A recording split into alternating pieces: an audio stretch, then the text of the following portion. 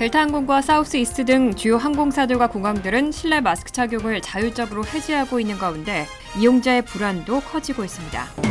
이런 가운데 마스크를 쓰지 않은 사람들 사이에서 홀로 마스크를 쓸 경우 감염 예방 효과가 얼마나 될지에도 관심이 쏠리고 있습니다.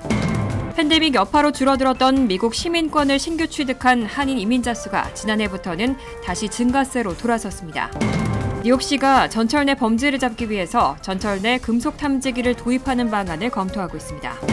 샌프란시스코만 연한 베이 에어리어 지역에서 어떤 형태의 주택이든 일단 많이 짓고 보자는 임비운동이 주류로 부상하고 있습니다. 이상은 이 시각 주요 뉴스입니다.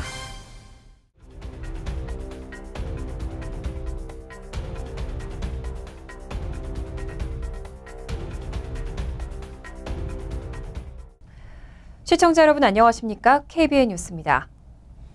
대중교통의 마스크 착용 의무 조치의 연장을 두고 찬반 논란이 이어지고 있는데요. 이 가운데 델타항공과 사우스이스트 등 주요 항공사들과 공항들은 실내 마스크 착용을 자율적으로 해제하고 있습니다. 찬반 논란과 함께 이용자의 불안도 커지고 있습니다. AP통신에 따르면 델타항공의 국토횡단 노선의 한 여객기에서는 조종사가 스피커를 통해 탑승객들에게 이제 마스크를 쓰지 않아도 된다고 선언해 기내에 갈채가 쏟아졌습니다. 어제 뉴저지의 통근열차에서도 여객 전무가 방송을 통해 원하면 마스크를 전부 태워버려도 된다고 말했습니다. 하지만 일부 여객들은 이런 갑작스러운 변화에 놀라고 혼란스럽다며 분노를 표시했습니다. 특히 백신을 맞지 않은 어린 자녀들에게 안전하다고 생각해 마스크 의무화 교통편을 이용해서 여행 계획을 짠 사람들은 항의를 하기도 했습니다. 연방법원의 한 법정에서는 지난 18일 공공교통수단 내에서의 마스크 의무화 판결이 내려졌기 때문입니다. 코로나19에 대응하는 방식을 두고 연방정부와 지방정부는 새로운 방역규칙을 마련하거나 종래의 연방규칙들을 폐기하는 경우가 늘어나고 있습니다.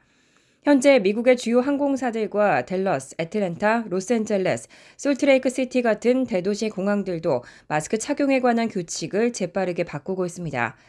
뉴욕, 시카고, LA, 커네티컷주에서는 대형 교통수단에선 마스크를 계속 착용하도록 하고 있지만 다른 도시들은 질병통제예방센터가 교통기관 탑승 시 마스크 착용을 권고하고 있는데도 대부분 이를 해제하고 있습니다. 이런 마스크 착용 의무화 폐지 방침에 따른 혼란이 만만치 않습니다. 코로나19 팬데믹 내내 가장 중요한 감염 예방 대책이었던 마스크 의무화 조치를 끝낸 곳이 방역 정책을 책임지는 보건당국이 아니라 법원이기 때문입니다. 지난 18일 플로리다주 연방법원의 캐슬린 킴벌 미셸 판사는 버스와 지하철, 여객기 등 대중교통수단에서 마스크 착용을 의무화하는 질병통제예방센터 권고를 무효로 판정했습니다. 마스크가 코로나19 바이러스가 섞인 침방울을 막을 수는 있겠지만 공중위생이 증진된다고 볼 수는 없다는 게 이유입니다. 미셸 판사의 이번 판단으로 코로나19 확산을 막는 가장 효과적 수단으로 보건 전문가들이 지목하는 마스크의 위력은 한 번에 무효가 됐습니다. 그런데 전염병이나 바이러스 전문가라고 볼 수 없는 판사가 방역 정책을 뒤집으면서 정치적 이유로 이번 판결이 내려졌다는 비판이 나왔습니다. 트럼프 전 대통령이 임명한 판사가 과학에 근거하지 않고 트럼프 전 대통령처럼 방역 규제에 반감을 지닌 보수단체 소송에 화답했다는 지적입니다. 코로나19 팬데믹 내내 미국과 전 세계의 방역 정책의 기준을 제시했던 최고의 과학자 집단인 CDC는 법원의 결정을 받아들일 수 없다는 입장을 표명했습니다. 법무부와 CDC는 마스크 착용 의무화가 공중보건에 계속 필요하다고 결론을 내리면 항소할 것이라고 밝혔습니다. 이렇게 세계 각국이 마스크 의무화 규정을 해제하거나 해제 검토에 나섰지만 여전히 CDC는 대중교통 내 마스크 착용을 권고하고 있는데요. 마스크를 벗는 것을 꺼려하는 사람들도 적지 않습니다. 이런 가운데 마스크를 쓰지 않은 사람들 사이에서 홀로 마스크를 쓸 경우 감염 예방 효과가 얼마나 될지에도 관심이 쏠리고 있습니다. 뉴욕타임즈는 마스크의 감염 예방 효과에 대해 모두가 함께 착용할 때 가장 좋지만 아무도 마스크를 쓰지 않은 상황에서 홀로 마스크를 써도 효과가 어느 정도 있다며 나홀로 마스크로도 높은 예방 효과를 거두는 방법을 안내했습니다. 마스크의 감염 예방 효과는 감염자가 쓴 마스크가 바이러스 등이 든 감염 입자 배출량을 줄여주는 것에서 시작됩니다. 또 함께 있는 사람은 마스크 착용으로 감염 입자 흡입을 막는 효과를 거둘 수 있습니다. 하지만 주변 사람들이 마스크를 쓰지 않은 상황에서도 마스크를 쓰면 보호 효과가 있다는 연구 결과는 많습니다. 2020년 스위스 한 호텔에서 발생한 집단 감염에서는 천으로 된 얼굴 가리개를 쓴 종업원과 손님은 다수가 코로나19에 감염된 반면 마스크를 쓴 사람들은 같은 공간에 있었지만 감염되지 않았습니다. 마스크의 감염 예방 효과가 실험 환경에서 입증된 사례는 훨씬 많습니다. 다만 감염 예방 효과는 마스크의 질과 얼마나 잘 착용했는지에 따라 달라지고 감염자에 노출된 시간과 공간의 환기 여부 등도 감염 위험에 영향을 미칩니다. 보건 전문가들은 전염력이 강한 스텔스 오미크론 변이를 예방하려면 N95나 KN95, KF94 등 고품질 마스크를 착용하라고 권고하고 있습니다. 러시아군이 우크라이나 동부 돈바스 지역에 대한 대대적인 공격을 시작했습니다. 바이든 대통령이 수일 내에 우크라이나에 대한 추가 군사 지원 방안을 발표할 예정입니다. CNN 등 언론은 익명의 복수 당국자를 인용해 바이든 대통령이 수일 내에 우크라이나에 대한 추가 군사 지원 방안을 발표할 예정이라고 보도했습니다. 또 지원 규모는 지난주 미국이 발표한 8억 달러 수준이라고 밝혔습니다. 다만 구체적인 지원 내용은 아직 조율 중이라고 전했습니다. 한 고위 행정부 관리는 이 패키지가 향후 36시간 이내에 승인될 수 있다고 말했지만 다른 관리는 앞으로 수일이 걸릴 수 있고 지원 규모도 변경될 수 있다고 덧붙였습니다. 바이든 대통령은 또 우크라이나를 상대로 무기 지원을 계속하겠다는 방침을 재확인했습니다. 존 커비 국방부 대변인도 브리핑에서 우크라이나가 추가적인 무기 지원을 요구할 가능성이 있다면서 미국이 이를 충족하기 위해 모든 조처를 할 것이라고 전했습니다. 추가 군사 지원안이 승인될 경우 지난 2월 24일 러시아가 우크라이나를 침공한 이후 미국이 우크라이나에 제공한 군사 지원 규모는 34억 달러에 이르게 됩니다. 한편 바이든 대통령은 이날 오전 주요 7개국 정상 등과 화상통화를 하고 우크라이나에 대한 지원과 대러시아 추가 제재 문제에 대해 논의했습니다.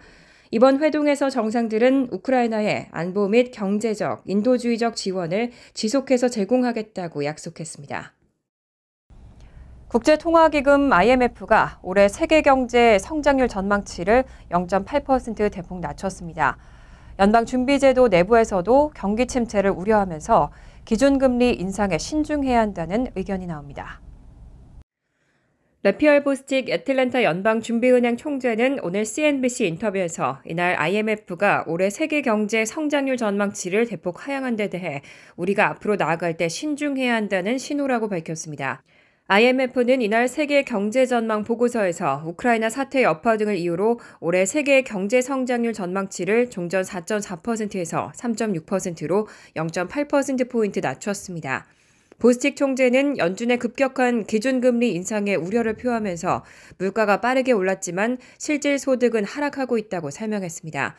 또 기준금리가 연말 1.75%까지 오를 수 있다면서도 경제 상황에 따라 인상 속도를 이보다 느리게 할 수도 있다면서 경기가 예상보다 악화하고 있다고 덧붙였습니다. 앞서 연준은 점도표를 통해 올해 말 금리 목표치를 1.9%로 제시했습니다. 연준은 지난 3월 연방공개시장위원회 회의에서 기준금리를 3년여 만에 0.25에서 0.5%로 0.25%포인트 올리면서 제로금리 시대를 끝냈습니다. 보스틱 총재는 2.25에서 2.5% 수준 정도로 점쳐지는 중립금리까지 도달하는 것이 중요하다면서도 금리 인상이 미국 경제에 미칠 충격을 우려했습니다. 다만 다른 몇몇 FOMC 위원들의 입장은 이와 다릅니다. 특히 매파로 꼽히는 제임스 블럿 세인트루이스 연은 총재는 연말까지 기준금리를 3.5%까지 올려야 한다면서 인플레이션을 억제하려면 중립금리를 넘어야 한다고 강조했습니다. 미국 시민권을 신규 취득한 한인 이민자 수는 코로나19 여파로 2020년 초 30% 이상 줄었는데요. 지난해부터는 다시 증가세로 돌아섰습니다. 연방국토안보부가 최근 발표한 2021 회계연도 신규 시민권 취득 현황 자료에 따르면 이 기간 전국에서 시민권을 취득한 한인 이민자 수는 14,827명으로 집계됐습니다. 지난해 같은 기간과 비교해 30.6% 급증한 수치입니다. 이민 전문가들은 지난 2020년 초 불어닥친 코로나19 사태 여파로 전년보다 30% 이상 줄었다가 지난해부터 다시 회복세로 전환했다고 분석하고 있습니다. 한인들의 시민권 취득 추이를 연도별로 보면 지난 2008년 22,759명으로 사상 최대를 기록한 후 2010년 11,170명까지 떨어졌다가 2016년까지 14,347명으로 증감을 반복했습니다. 이어 2018년 16,031명, 2019년 16,298명까지 큰 폭으로 증가했지만 코로나19 사태를 맞으면서 급감했습니다. 국가별 한국 출신의 시민권 취득 건수 순위는 12번째였습니다. 멕시코가 11만 2,910명으로 최다였고 인도 5만 6,085명, 필리핀 4만 7,989명, 그 뒤를 이어 쿠바와 중국, 도미니카 공화국, 베트남, 자메이카, 캐나다, 엘살바도르, 콜롬비아 등의 순이었습니다. 한편 지난해 미국 전체 신규 시민권 취득자 수는 81만 3,862명으로 전년도 62만 8,254명보다 29.5% 증가했습니다. 뉴욕시가 앞으로 4년간 뉴욕주 예산 40억 달러를 받아서 보육시설을 대폭 늘릴 계획입니다. 팬데믹을 거치고 아이를 봐줄 곳이 없어 직장으로 복귀하지 못하는 뉴요커들을 위한 대책인데 신규 보육기관을 세운 투자가 등에게 세금 공제 혜택을 주는 방식입니다. 오늘 뉴욕시에 따르면 뉴욕주는 총 70억 달러 규모의 차일드케어 예산 중 40억 달러를 뉴욕시에 할당하기로 했습니다. 이 40억 달러 규모의 예산은 주로 세제 혜택 지원에 쓰일 전망입니다. 저소득 가정에게 보조금을 지원하는 것뿐만 아니라 뉴욕시에서는 새롭게 보육시설을 만드는 투자자에게 세금 공제 혜택을 주기로 했습니다. 부동산 소유주가 본인이 확보한 공간을 보육시설에 렌트하는 경우 재산세도 감면해줄 방침입니다. 고용주가 직원들에게 보육지원금을 주고 있다면 고용주에게도 세금 공제 혜택이 제공됩니다. 뉴욕시는 세금 공제로 인해 최대 6,600명의 어린이를 위한 보육시설이 새롭게 생겨날 것으로 예상했습니다. 특히 사우스 브롱스 등 뉴욕 시내에서도 보육시설이 절대적으로 부족한 지역에서 보육시설이 늘어나길 기대하고 있습니다. 현재 뉴욕시에 거주하는 5세 이하 어린이는 약 50만 명으로 추산되는데 팬데믹과 대퇴사 물결 등으로 보육시설이 대거 폐쇄되면서 보육시설 확대가 절실한 상황입니다. 국립여성법센터에 따르면 여성들이 퇴사 후 아이들을 보는 경우가 많아지면서 여성의 노동 참여율은 57%로 1988년 이후 최저를 기록하고 있습니다. 얼마 전 지하철 내에서 총기 난사 사건이 벌어진 뉴욕시는 전철 내 범죄를 잡기 위해서 대책을 강구하고 있는데요. 전철 내 금속 탐지기를 도입하는 방안이 검토되고 있습니다. 지난 18일 에릭 애담스 뉴욕시장은 기자회견에서 필립 뱅크스 공공안전 부시장에게 3가지 종류의 금속 탐지기 중 최적의 탐지기를 선정하는 작업을 위임했다고 밝혔습니다. 앞서 시장은 지난 10일 브루클린 선셋파크 36가에서 발생한 총기 난사 사건 이후 전철 내 금속 탐지기 도입을 전면적으로 검토하겠다고 밝힌 바 있습니다. 탐지기 투입을 위한 예산과 설치 위치 및 규모 등 세부 사항은 곧 발표할 예정이라고 전했습니다.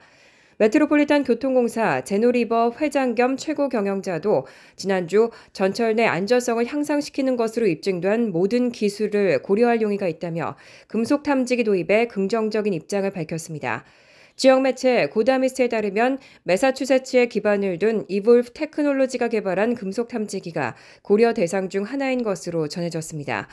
이 탐지기는 금속의 구성과 밀도, 모양 등을 판별해 휴대폰 등 일상 물품과 총기, 폭발물을 구별할 수 있게 설계된 것으로 알려졌습니다. 해당 탐지기는 이미 뉴욕시의 링컨 센터와 뉴욕 프레스비테리언 병원, 현대미술관 등에서도 사용되고 있습니다. 샌프란시스코만 연안, 베이 에어리어 지역은 미국 내에서도 집값이 비싸기로 손꼽히는 곳인데요. 요즘 이 지역에서는 어떤 형태의 주택이든 일단 많이 짓고 보자는 임비운동이 주류로 부상하고 있습니다. 월스트리트저널에 따르면 어제 샌프란시스코에서 열린 캘리포니아주 하원 선거는 일종의 임비운동 국민투표가 됐습니다. 어느 후보가 더 많은 주택 건설을 원하는지 평가하는 선거가 됐다는 의미입니다. 임비는 자신이 사는 지역에 특정 시설이 건립되는 것을 반대하는 님비의 반대말로 어떤 형태의 주택이든 많이 짓자는 뜻입니다. 임비 주창자들은 집값 상승과 노숙자 문제를 해결할 최선의 방안이 고급 아파트든 정부 보조 임대주택이든 집을 더 쉽게 건설할 수 있도록 하는 것이라고 주장하고 있습니다. 주택 공급을 늘리지 않고 현상 유지하는 것은 저렴한 주택 구매 희망자나 주택 임차인들을 희생시키면서 기존 부동산 소유자를 더 부유하게 만든다는 게 이들의 논리입니다. 2011년 세인트루이스에서 베이 에어리어로 이사온 소니아 트라우스 씨가 이 지역의 높은 집값에 깜짝 놀라 지역 관리들에게 주택개발 지원을 호소하는 편지를 쓰고 뜻을 같이 하는 친구들과 지인들을 조직한 것이 이 임비운동의 시발 중 하나가 됐습니다. 브루킹스 연구소 보고서에 따르면 오늘날 이런 주택건설 지지 운동단체는 29개 주에 걸쳐 140개가 넘습니다. 임비 활동가들은 주택법에 영향력을 행사하려고 세크라멘토에서 캘리포니아 임비라는 이름의 정책 로비 활동을 개시하기도 한 것으로 알려졌습니다. 최근 미국에서는 장례 문화에 큰 변화가 일어나고 있습니다. 20년 전과 비교해 화장이 배 이상 늘면서 전통적인 매장 방식을 누르고 가장 선호하는 장례 방식으로 자리를 잡았습니다. 월스트리트저널은 미국의 장례 문화에 큰 변화가 일어나면서 화장이 20년 전과 비교해 배 이상 늘었다고 보도했습니다. 또 화장을 선호하는 경향은 앞으로도 줄어들 기미가 보이지 않는다며 죽음에 대한 미국인들의 생각이 바뀌고 있다는 걸 드러내는 것이라고 분석했습니다. 북아메리카 화장협회에 따르면 화장률은 20년 전 27%에서 2020년 56%로 높아졌고 전국 장의사협회는 2040년에는 미국인 80% 이상이 매장보다 화장을 선택할 것으로 전망했습니다. 뉴욕시 브루클린의 그린우드 표지 대표인 리처드 모일라는 코로나19 대유행이 정점에 달했을 때는 화장 시설이 하루 16시간에서 18시간 가동됐다며 지난해에는 2019년보다 35% 많은 4,500구의 시신이 화장됐다고 전했습니다. 미국에서는 국민의 세속화와 함께 화장도 빠르게 증가해온 것으로 분석됩니다. 지난해 미국 국민 가운데 교회 등 종교시설에 등록된 사람 수는 갤럽이 1937년 처음 조사를 시작한 이후 처음으로 50% 아래로 떨어졌습니다. 또 화장의 편리함과 저렴함에 대한 인식이 늘고 있는 것도 주요 요인으로 꼽힙니다. 전국 장의사협회에 따르면 직접 비교는 어렵지만 고인 대면과 매장 등으로 진행되는 전통 장례의 중간 가격은 $7,848지만 화장의 중간 가격은 $2,550입니다. 고인 대면을 거쳐 화장하는 장례의 중간 가격은 $6,770 정도로 알려졌습니다. 간추린 소식입니다. 퀸즈 플러싱을 중심으로 펼쳐지고 있는 아시안 증오범죄 근절 프로젝트 증오범죄 프리존 활동에 $10만 달러가 지원됩니다. 뉴욕주 하원 론킴 의원은 어제 민권센터에서 기자회견을 갖고 민권센터 등이 주도하는 증오범죄 프리존 활동이 더 많은 주민과 상인들에게 알릴 수 있도록 주정부 예산을 확보 지원할 수 있게 돼 기쁘다며 편견과 증오를 물리치고 서로를 더 이해하고 포용할 수 있는 지역사회로 거듭나길 바란다고 밝혔습니다. 민권센터는 350여 개 참여업소 내외부에 증오범죄 발생 시 필요한 정보 등이 담긴 포스터를 부착해 관련 피해자들이 도움을 받을 수 있도록 하고 있습니다. 에릭 애담스 뉴욕시장은 팬데믹 기간 동안 주 1회로 축소 운영했던 요일별 교대 주차 규정을 오는 7월 5일부터 주 2회로 원상복구해 시행한다고 발표했습니다. 코로나19 팬데믹이 발생한 2020년 뉴욕시에서는 요일별 교대 주차 규정을 주 1회로 줄여 시행하면서 거리 청소도 주 1회로 줄였습니다. 때문에 도로변에 쓰레기가 증가하고 쓰레기통이 넘치는 등 불만 요소가 제기되었습니다. 뉴욕시 청소국장은 차를 옮기는 것이 불편하다는 것을 잘 알고 있지만 거리 청소를 줄인 것이 결과적으로는 쓰레기의 양을 2배 이상으로 늘렸다고 말했습니다. 한국 정부가 지원하고 주미 대사관이 운영하는 재미 한인 장학기금의 2022년 장학생 선발 요강이 확정 발표됐습니다. 선발 인원은 25명이며 신청 자격은 미국 대학과 대학원에 재학 중인 한인 학생입니다. 신청서 교부 및 접수는 각 영사관에서 하고 지역 심사를 거쳐 대사관 중앙심사로 선발합니다. 장학생으로 선발되면 $1,000씩 장학금이 수여됩니다. 포트리 출신 고교생들로 이루어진 유스 카운슬 오브 포트리는 오는 23일 오전 11시부터 포트리 폴리스 메모리얼 스퀘어에서 지역 주민과 함께 컬러 파우더를 뿌리며 달리는 컬러 런 행사를 개최한다고 밝혔습니다. 행사는 편하게 걷거나 뛰면서 함께하는 1마일 부분과 5km 달리기 부문으로 나뉘어 펼쳐집니다. 유스 카운슬 오브 포트리 측은 행사 수익금은 코로나19로 어려움을 겪는 지역 가정들과 노인들을 위해 쓰인다며 많은 한인들의 참가를 당부했습니다. 환율과 증권 소식입니다.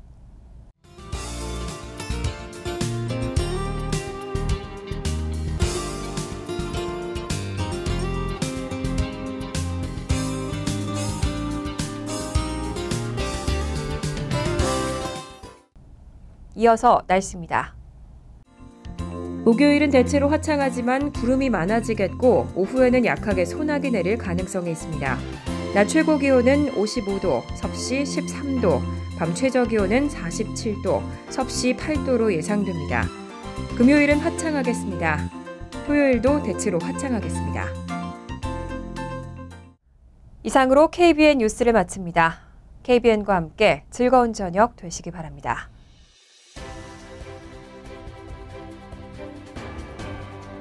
미 동부 최대 한인방송 KBN이 제작하는 KBN 뉴스는 웹사이트 mykbn.com 그리고 유튜브와 페이스북에서 다시 보실 수 있습니다. 좋아요, 구독, 알림 설정은 뉴스 제작에 큰 도움이 됩니다.